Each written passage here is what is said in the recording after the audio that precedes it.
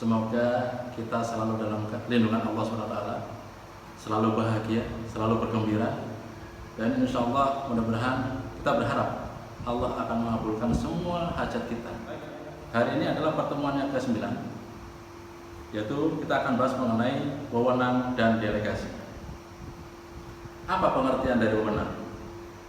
Wewenang itu adalah mengacu pada hak untuk membuat sebuah keputusan tanpa persetujuan dari manajemen jenjang yang lebih tinggi dan menuntut kepatuhan dari pihak lain. Menurut Handoko, wewenang atau authority adalah hak untuk melakukan sesuatu atau memerintah orang lain, hak untuk melakukan sesuatu atau memerintahkan orang lain untuk melakukan atau tidak melakukan sesuatu agar tercapai tujuan tertentu. Ada dua pandangan yang saling berlawanan mengenai sumber kewenangan atau sumber wewenang. Yang pertama adalah teori formal atau pandangan klasik, menyebutkan bahwa wewenang adalah dianugerahkan. Wewenang itu ada karena seseorang diberi atau dilimpahi atau diwarisi hal tersebut. Menurut pandangan ini, manajer memiliki hak untuk memerintah karena merasa pada tingkatan lebih tinggi dan karyawan memiliki kewajiban untuk melaksanakannya. Bila ditelusuri, maka sumber kewenangan ini berasal dari pemilik atau pemegang saham. Kemudian teori yang kedua mengenai wewenang, yaitu teori penerimaan atau acceptance theory of authority. Teori ini menyanggah pendapat yang pertama bahwa wewenang dapat dianugerahkan. Teori ini punya pendapat bahwa wewenang seseorang timbul hanya bila hal itu diterima oleh kelompok atau individu kepada siapa wewenang tersebut dijalankan.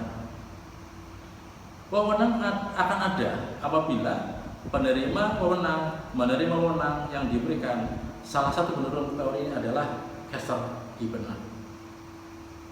Kemudian menurut benar, seseorang akan menerima perintah apabila dipenuhi 4 kondisi. Yang pertama adalah dia dapat memahami komunikasi tersebut. Yang kedua adalah dia percaya bahwa perintah tersebut tidak bertentangan dengan tujuan organisasi. Yang ketiga, dia yakin bahwa perintah itu tidak bertentangan dengan kepentingan pribadinya sebagai sebuah keseluruhan atau secara keseluruhan. Secara fisik dan mental dia mampu melaksanakan perintah tersebut. Maka 4 hal tersebut akan bisa agar mereka mau melaksanakan sebuah perintah. Maka seseorang harus memiliki kekuatan atau power. Yang pertama adalah kekuatan atau kekuasaan paksaan. Yang kedua adalah kekuasaan balas jasa. Yang ketiga kekuasaan pengendalian informasi. Yang keempat kekuasaan sah. Yang kelima adalah kekuasaan panutan. Kemudian yang keenam adalah kekuasaan ahli. Kekuasaan paksaan ini biasanya terkait dengan kewenangan yang melekat. Sebuah perintah bisa dijalankan ketika perintah itu memiliki kekuatan pemaksa.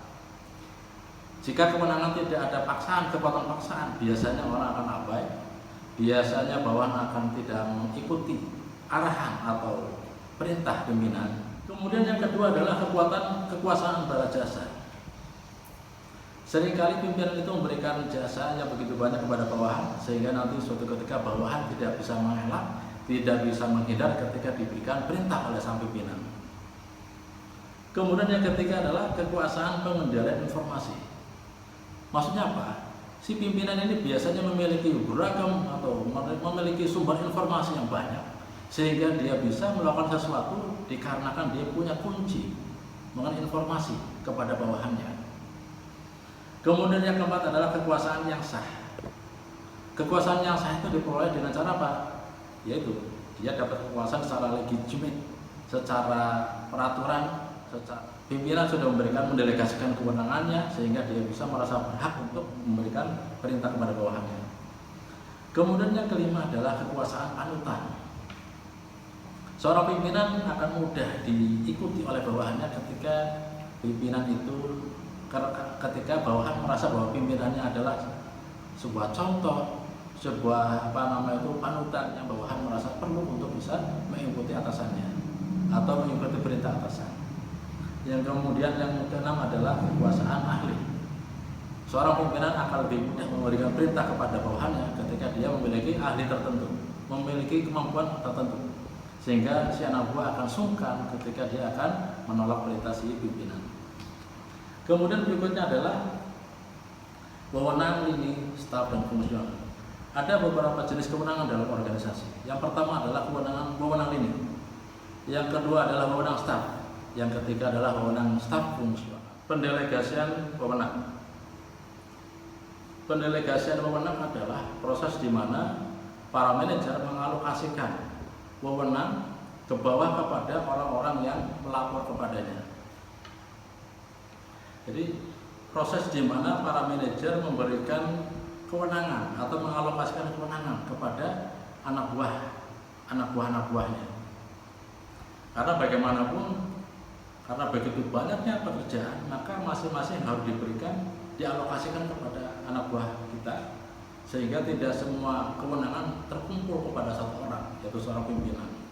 Jadi bagaimanapun harus dibagi-bagi atau harus didistribusikan kepada para bawahan, agar pimpinan bisa lebih fokus dalam mencapai tujuan organisasi. Ada 4 kegiatan yang terjadi ketika delegasi dilakukan. Yang pertama adalah pendelegasian menetapkan dan memberikan tujuan dan tugas kepada bawahan. Yang kedua, pendelegasian melimpahkan wewenang yang diperlukan untuk mencapai tujuan atau tugas. Yang ketiga, penerima delegasi baik implisit maupun eksplisit menimbulkan kewajiban atau tanggung jawab. Yang keempat, pendelegasian menerima pertanggungjawaban bawahan untuk hasil-hasil yang dicapai. Sekarang kita masuk ke latihan soal pertemuan yang ke-9. Silakan kepada mahasiswa untuk membaca kembali, kemudian menjawab setiap soal yang 5 ini, kemudian menjawabnya dan langsung mengirimkannya ke email yang sudah ditentukan. Terima kasih.